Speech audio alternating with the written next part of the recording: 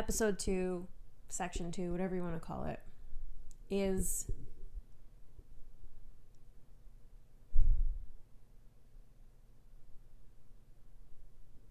what do I actually want to say?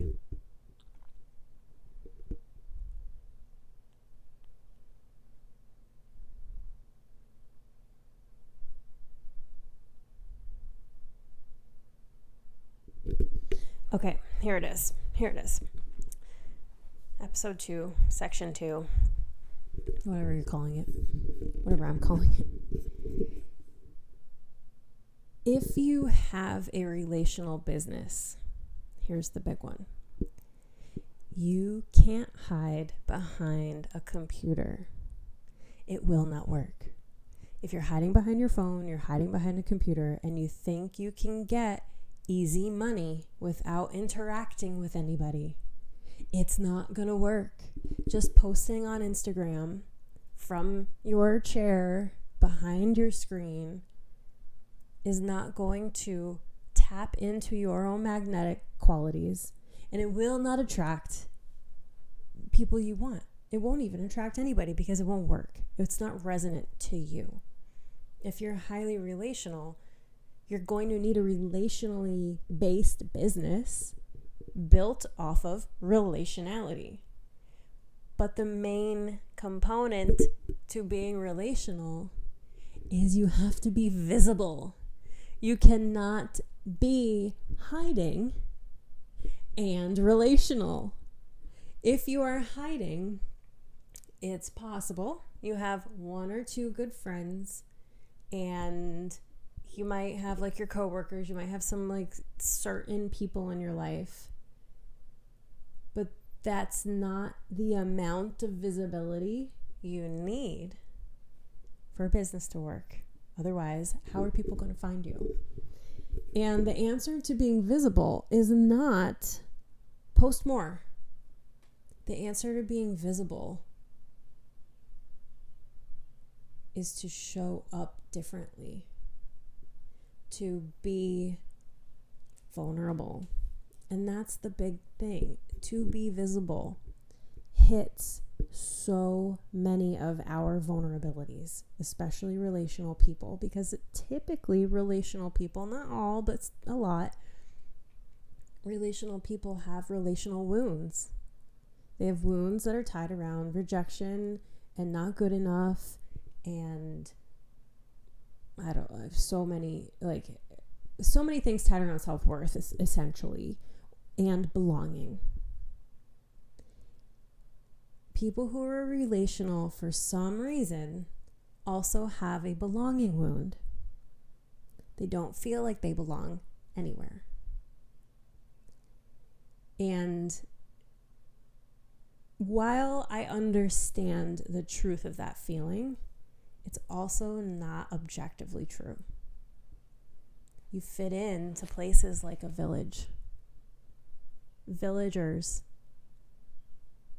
accept people in the village because a real community does not shun people for their differences. They accept them for that. So, relational, I'm getting like choked up a little bit because it's so true. And there's so many people out there that feel this way. So many people. Lots of my clients, we all have some kind of belonging wound. And so to be visible is more than just posting.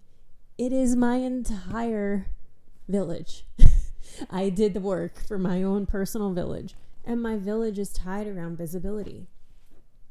It's called Visibility Village, actually. So it's very, very cute. I love this drawing. But what ends up happening is visibility is the key to relational businesses. But relational businesses are trying to do it in a way where they can hide and get the most money for the least amount of work. But that's not how you're wired. You're wired to do the work.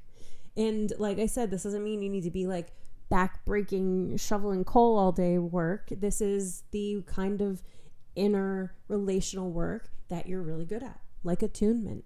Attunement is work. It's deep work. Seeing somebody deeply is deep work. Accepting your people, whatever it is that you do, is if you're relational about it. And when you're relational about it, it has to work in a relational way. It has to be formulated that way for it to work. Visibility is one of the main keys of being relational. And when you're visible, it's very vulnerable. So then you start to think about how often you hide because you don't want to feel vulnerable, because you're not prepared for the shock of being vulnerable. If somebody doesn't play nicely with you, you're not prepared for that shock. It's a huge, huge issue that I don't think enough people are talking about. We know about vulnerability, thank God, from Brené Brown. Thank God she did that work, because it's opened up a lot of doors and a lot of understanding of things we didn't really understand before. Well, at least not on a mass scale. But to take it a step further, vulnerability is the key, as Brené Brown says, is the key to relationships. If you're not vulnerable, you don't really have a deep relationship. That's one of the main keys of having a deep, fulfilling relationship.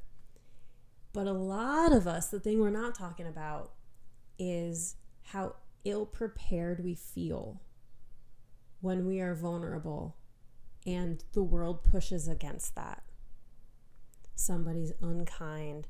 Somebody doesn't understand. So now you have a misunderstanding wound that's popping up to the surface.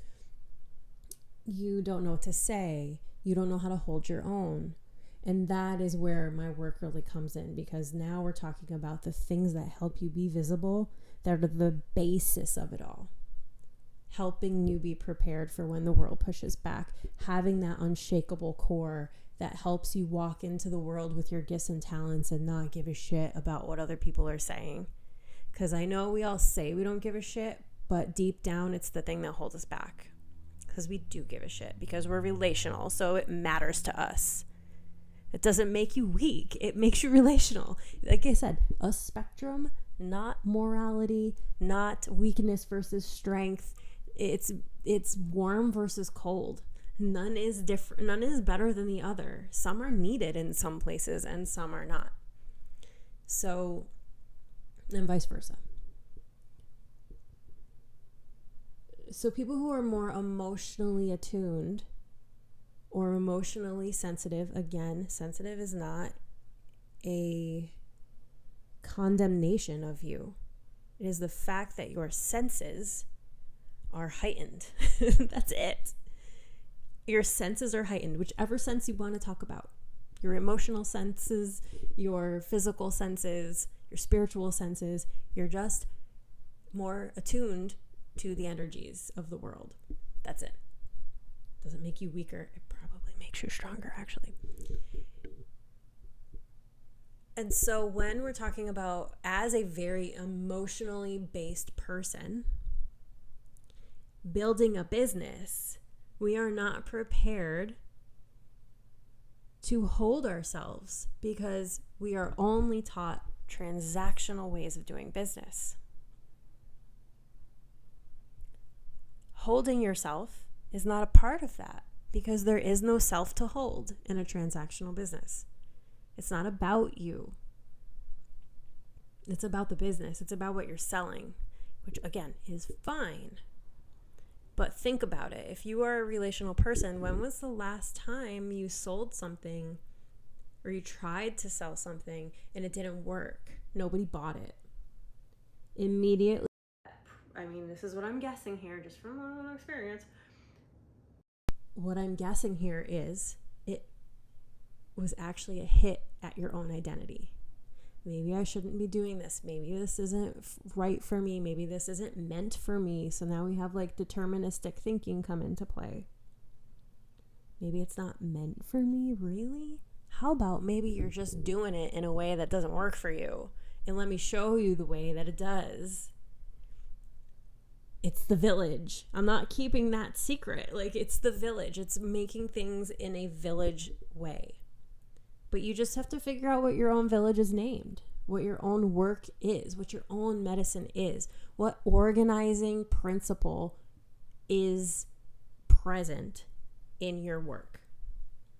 That could take you years to figure out, or you already know it. There's no right way to do it. It has taken me years, guys, years to figure out what my medicine is and what my village is called and what work I'm doing.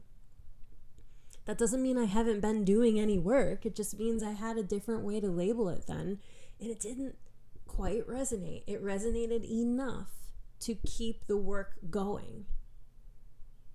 I was visible enough.